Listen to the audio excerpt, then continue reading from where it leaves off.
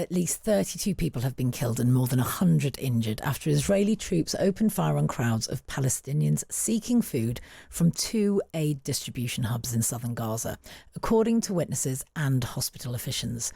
As the brutal war wages on, the Sunday Times' Venetia Menzies has spoken to the leader of Popular Forces, an anti-Hamas militia operating in Gaza's southern corner. Venetia joins me now. Good afternoon, Venetia. Hi, Jane. Thanks for having me. Oh, thank you so much for speaking to us. And it's an incredible story you've got now, and quite a scoop, actually, isn't it? So just explain to us, Venetia, who is Yasser Abu Shabab and what's his background? So Abu Shabab is a 35-year-old Bedouin from Rafah, specifically from the southeastern corner of Gaza, near the borders with both Egypt and Israel. And he emerged last year as a leader of the Popular Forces, as you said, an anti-Hamas militia claiming to offer a safe zone for civilians free from terrorism. And when I spoke to him, he took the opportunity to ask for protection from Hamas, from the international community, in any ceasefire agreement, as he's currently Hamas's #1 target. However, his critics describe him as a collaborator and a smuggler who has previously looted aid, which he denies. Venetia, how did he become such a pivotal player? I mean, his background is in sort of manual labour. How did he become such a pivotal player in his corner of Gaza? Well, part of the reason is that the area under his control is very strategic for aid flows. When the Rafah crossing was closed last April, all of the aid flows were rerouted through Kerem Shalom. And UN officials told me that they would routinely see his gang hijacking trucks and looting the aid, and then reselling that, which he denies. He says that Hamas are the ones who have been looting the aid. And previously, people have told me that perhaps he was working with Hamas police officials to loot aid together, and that a rift occurred between them when there was an ambush which killed 52 members of his family, including his brother. And since he has parted ways with Hamas. I mean, it's a complicated story, and obviously there's sort of, differing claims on all sides. Let's just to kind of establish what a player he is. How big is his gang that he controls? It's thought he has around 300 fighters in his group, although he claims to oversee far more.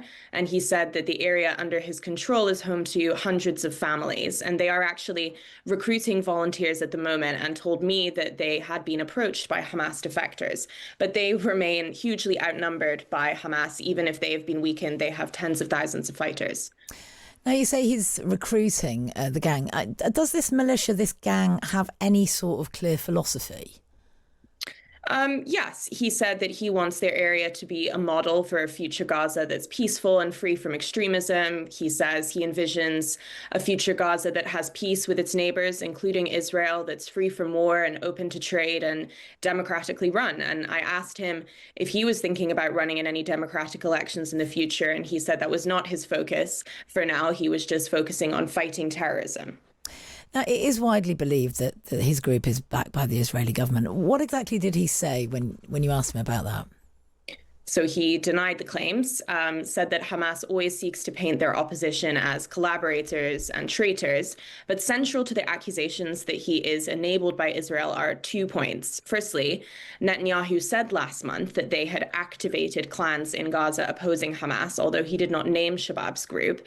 And secondly, which is really key, the group are able to operate and carry arms in areas under IDF control, but do not come under attack of the IDF. And I put this to Shabab and his deputy, Hassan Duhin, who was also on the call. And they claimed their only guarantee that they had for safety was that they do not attack Israel, and that Israel only attacks where Hamas is present. And in what is quite a statement, Duhin said that their example is proof that Israel does not intentionally target civilians. And it's not just Israel, is it? Who else is thought to maybe be enabling his militia?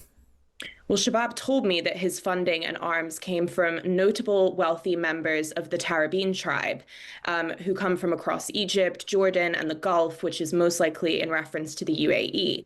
And what's really interesting is that the most prominent and wealthy Tarabin figure is Sinai-born Ibrahim Arjani, who has very close links to the Egyptian government. And Arjani is nicknamed the king of the Rafah crossing and has long offered safe passage for transport into Gaza for a fee. So Arjani controls the smuggling networks on the Sinai side, which are adjacent to Shabab's areas of control in Gaza. And regional experts told me that Egypt will be looking to maintain their financial interests in Gaza in any post-war scenario, which center on their control of goods entering the Strip, and that Shabab is really their most suitable option for keeping that. And Shabab said to me that his group was well placed to manage the Rafah crossing in any post-war scenario. So it seems there are a lot of neighboring countries involved. Interesting. Now, Shabab was being held in a Gazan prison run by Hamas, but managed to escape, reportedly with Israeli assistance, quite early in the war. Venetia, how popular is Shabab with Palestinians? And you know, you said he has no plans to run, but would they accept his leadership if he did?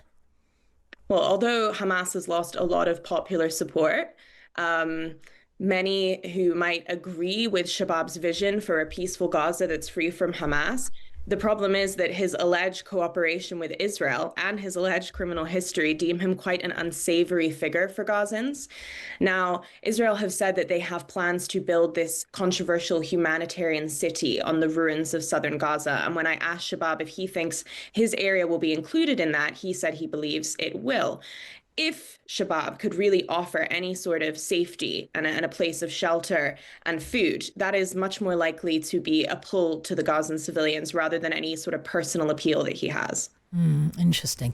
He's also requesting protection from the international community if a ceasefire is agreed, Venetia. What do you think is the chance of that? And I mean, how is he viewed by the international community at large?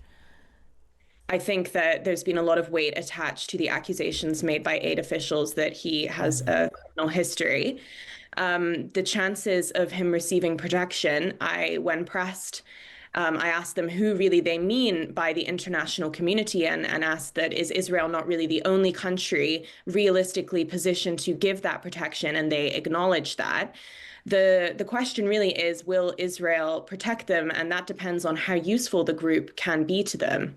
But it's very clear that they are dead men walking in the sense that the ceasefire is looming and they are the number one target of Hamas, who are going to focus on eliminating them as soon as they get the chance. Venetia, he hasn't given many interviews at all. As I said at the top there, it is a big scoop that you managed to get him to speak to you. What was he like to speak to? Did he strike you as a kind of unlikely leader, really? Yeah, definitely. I mean, he openly described himself as an ordinary construction worker.